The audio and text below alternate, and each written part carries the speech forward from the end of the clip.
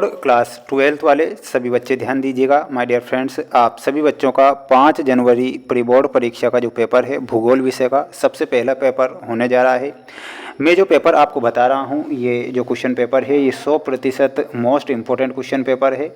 ध्यान से question paper को देखना है। एक महत्वपूर्ण बात बता देता हूँ, हमारे चैनल के द्वारा आपको भूगोल विषय के 4 सेट पेपर देखने को मिलेंगे। अगर आपने ये 4 सेट पेपर लगा दिए तो 100% सबसे ज़्यादा नंबर आपकी परीक्षा में आएंगे, यानी कि सबसे अच्छा स्कोर आपकी परीक्षा में बन जाएगा।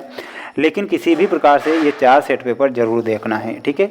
तो अच्छे से देखिएगा, पूरा का पूरा पेपर बताऊंगा। मेरी ये मेहनत अगर आपको 0.1% भी अगर अच्छी लगती है तो आप वीडियो को लाइक करके चैनल को जरूर सब्सक्राइब करें और उससे पहले इन सभी इंपॉर्टेंट प्रश्नों को पढ़ें जो कि परीक्षा में आएंगे, ठीक है। पहला प्रश्न आपकी परीक्षा में देखने को मिलेगा, सही विकल्प चुनकर लिखिए। मानव भूगोल को सांस्कृतिक भूगोल की संज्ञा किसने दी थी? प्रश्न आपसे क्या पूछा गया है कि मानव भूगोल को सांस्कृतिक भूगोल की संज्ञा देने वाले कौन थे? तो प्यारे विद्यार्थियों, इसमें आपको कार्ल सावर करेक्ट उत्तर के रूप में लिखना है। कार्ल सावर मानव भूगोल को सांस्कृतिक भूगोल की संज्ञा इन्होंने दी थी, तो हमारा ऑप्शन नंबर 2 करेक्ट हो जाएगा।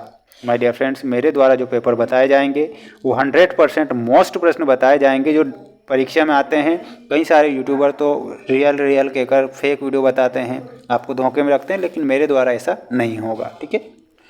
50 डिग्री उत्तरी अक्षांश को जनसंख्या की धुरी कहते हैं। कहाँ पर कहते हैं? वो कहते हैं यूरोप में। तो यहाँ पर आपको यूरोप याद कर लेना है। कौन सी एकल कृषि नहीं है? तो प्यारे बच्चों, इसमें आपको बताना है रोपण जो कृषि होती है एकल कृषि के अंतर्गत नहीं आती है, तो यहाँ पर आपको रोपण कृषि याद रखना है। हमारे डियर फ्रेंड्स, चैनल को आप जरूर सब्सक्राइब करें। वार्षिक परीक्षा तक मैं आपका साथ दूंगा। वार्षिक परीक्षा के लिए भी हम पेपर तैयार रखेंगे आपके लिए, जो कि 100% मोस्ट इम्पोर्टेंट जो क्लासें होंगी उनसे ही पेपर बनेंगे। पिछले वर्ष भी हमारी लाइव क्लासों से ही प्रश्न बने थे और इस वर्ष भी वार्षिक परीक्षा में लाइव से ही बनेंगे, ठीक है।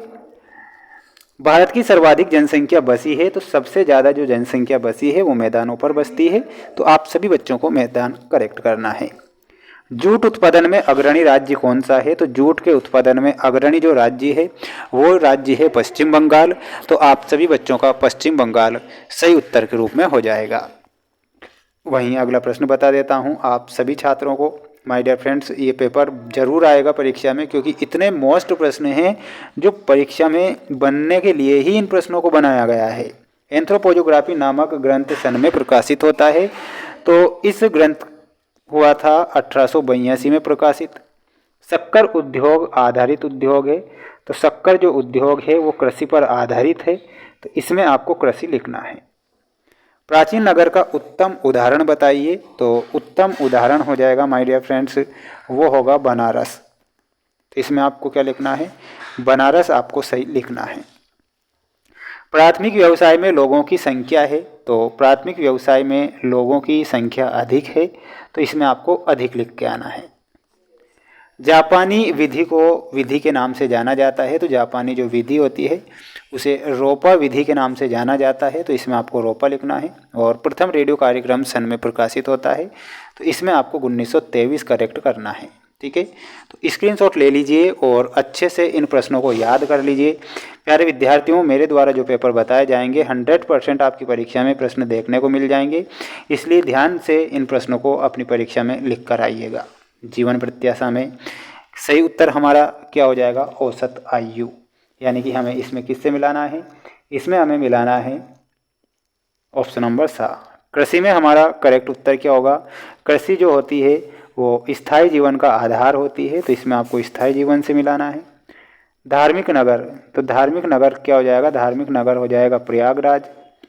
संतुलित वातावरण में आपको 33% वन से मिलाना है। और आर्थिक उपलब्धियाँ, तो इसमें आपको विकास का आधार होती है। वहीं प्रमुख मोटा जो अनाज है वो होती है ज्वार, तो यहाँ पर आपको ज्वार लिखना है। जल्दी से सभी बच्चे चैनल को जरूर सब्सक्राइब कीजिएगा माय डियर फ्रेंड्स, क्योंकि जो पेपर बताऊंगा बिल्कुल ऐसा पेपर बता रहा हूं जो आपकी प्री बोर्ड परीक्षा में देखने को मिलेगा। वार्षिक परीक्षा की तैयारी भी हमारे इसी चैनल के द्वारा लाइव क्लासें हम लेंगे, जिनमें से 100% प्रश्न बनते हैं। प्रकृति पर मानव की सफलता का नाम बताइए, तो इसमें आपको क्या लिखना है? संभववाद, ठीक है। तो बताना है संभववाद।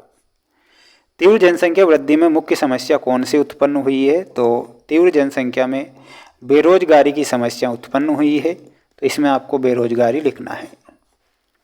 रस उद्योग किस पर आधारित होते हैं? तो रस जो उद्योग है वो फल पर आधारित होते हैं।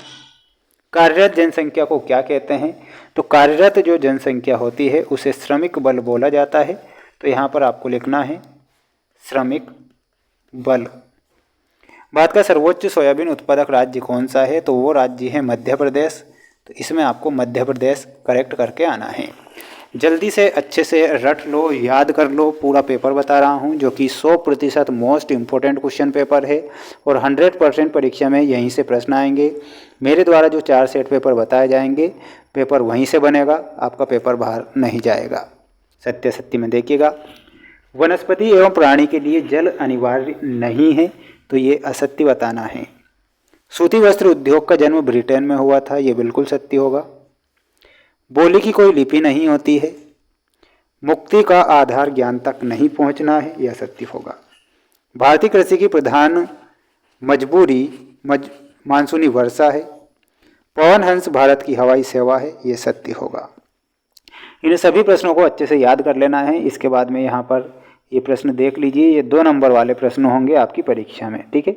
देखिएगा, मानव भूगोल से क्या तात्पर्य है? प्यारे विद्यार्थियों, इसका आंसर आपको कमेंट बॉक्स में बताना है। हालांकि ये पूरा का पूरा पेपर हमारे पास है, यानी कि 4 सेट पेपर के बारे में मैंने आपसे कहा था, ये 4 सेट पेपर हमारे द्वारा ही बनाए गए पेपर हैं जो कि 100% मोस्ट हैं। इनके PDF अगर आपको चाहिए, देखिएगा ये 4 सेट पेपर हैं, PDF के माध्यम से अगर आप पढ़ना चाहते हैं तो हमारा ऐप है जिसका नाम है मेंस एजुकेशन ऐप। लिंक मैंने डिस्क्रिप्शन में दे रखी है, जहां पर आपको ये 4 सेट पेपर मिल जाएंगे। इन 4 सेट पेपर को ही पढ़ के जाना है, किसी प्रकार से रियल या वायरल के चक्कर में नहीं पढ़ना है ना, ध्यान से पढ़ना है। बेस्ट ऑफ लक, जय हिंद, वंदे मातरम।